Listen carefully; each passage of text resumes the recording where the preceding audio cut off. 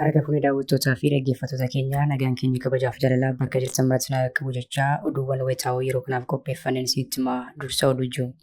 Ani lammiilee Ameerikaa tokko caalaa biyyattii nan beekaa Ameerikaafis du'uu nan danda'a jechuun The New Yorkerit dubbatanii kan turan muummichi ministeera Abiy Ahmad amma ammoo gama Ameerikaatii itti bilbilamuun waamichi taasifamuuf ifoome.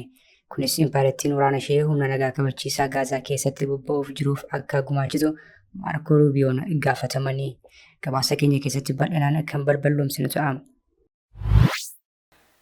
Impaayera Itoophiyaa keessatti caasaan saamichaa jalaa hanga gubbaatti diriiree jiru saamichaa hammeessaa fi hojiirraa walari'aa jiraachuun ifoome. Dhiyeenyaa kana Isaayyaas Kaasaa hojii gaggeessaa olaanaa gochuun kan muude Baankiin Misoomaa Itoophiyaa iccitii hooggantoonni itti aangoorraa kaafaman ijoo dubbii miidiyaalee ta'eera. Gorsaan muummee ministeeraas hooggansa baankii kanarraa ari'amaniiru. Iccitii kana ilaalchisee odeeffannoo bal'aa maddeeraan qaqqabe isin biraan geenya. Dargaggoonni 700 ol ta'anii fi naannolee akka Oromiyaa, Amaaraa fi Tigraay irraa walitti dhufan naannoo Affaar keessatti hidhamanii akka jiran saaxilame. Kanneen hidhaman kana keessatti ol adeemtonni ganna 13 hanga 15 akka argamantu himame. Maaliif eenyuun hidhamanii kan jedhu odeeffannoo bal'aa isiniif qopheessineerra. Ji'oota 5 as rakkoo nageenyaa godina Wallagga Bahaa aanaa Kiramuutti hammaataa dhufeen jiraattonni buqqa'an heddummachuun himame. Jiraattonni aanaa Kiramuu yaada kennan ammoo humnoonni faanoo naannocha keessa socho'aa jiraachuu ibsuun rakkoo nageenyaa kana akka isaan irra geessisaa jiran ifoomsan kanas ni dhageessu.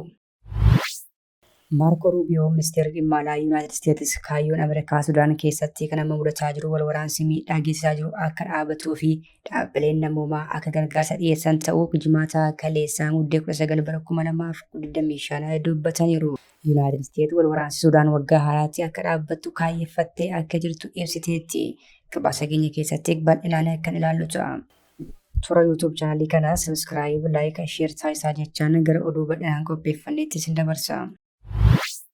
Ani lammiilee Ameerikaa tokko caalaa biyyattii nan beekaa Ameerikaafis du'uu nan danda'a jechuun The New Yorkeritti dubbatanii kan turan muummichi ministeeraa Abiy Ahmad amma ammoo gama Ameerikaatii itti bilbilamuun waamichi taasifamuuf himame. Kunis impaarettiin waraana ishee humna nagaa kabachiisaa Gaazaa keessatti bobba'uuf jiruuf akka gumaachitu Maarko Ruubiyoodhaan gaafatamaniiru.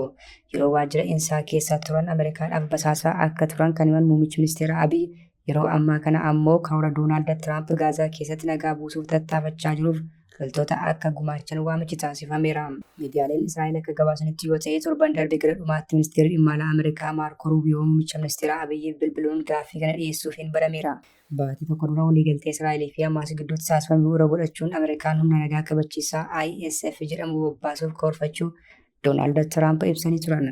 Humni nagaa kabachiisaa kun bara haaraa kana torbanoota muraasa booda kabajamuuf jiru booda akka seenu kan eegamu yoo ta'u, Ameerikaan ammoo biyyoota loltoota gumaachan argachuuf yaalii guddaa taasisaa jirti jedhameera. Waraana keessootiin hedduu raafamaa keessa kan jirtu Itoophiyaanis lola bahaa giddu galeessaa kana keessatti akka hirmaattuuf waamichi taasifameeraa fi Times of Israel akka gabaasetti dhimma kana Maarko Ruubiyoon muummicha ministeeraa Abiyyiif himaniiru. Kanas dippiloomaatota Awurooppaa lamarraa mirkaneeffachuu maddi kun dheereera. Kana duraa pirezidaantii Doonaald Tiraamp lammiilee Gaazaa bakka biraa qubachiisna yeroo jedhanitti kanneen filannoof dhiyaatan keessaa Itoophiyaan tokko turte. Lolli kun mootummoota gamtoomanii kan geggeeffamaa jiru osoo hin taane mootummaa Ameerikaa qofaan akka geggeeffamaa jiru ammoo maddeen gabaasaniiru. Kana duraa Ameerikaaf basaasaa akka turanii fi biyyattiifis du'uuf akka barbaadan kan himan muummichi ministeera Abiy dhimma kanatti deebii isaan kennan hin baramne. Namoonni tokko ammoo Abiy bilbila Doonaald Tiraamp hawwiin osoo eegaa jiranii dhimma guddaa akkasii bilbiluu dhiisuun karaa ministeera dhimma alaa Maarko Ruubiyoo quunnamuun isaanii tuffii isaaf qaban agarsiisaa jechuun ibsaa jiru. Impaayera Itoophiyaa keessatti caasaan saamichaa jalaa hanga gubbaatti diriiree jiru saamichaa hammeessaa fi hojiirra walari'aa jiraachuun ifoome.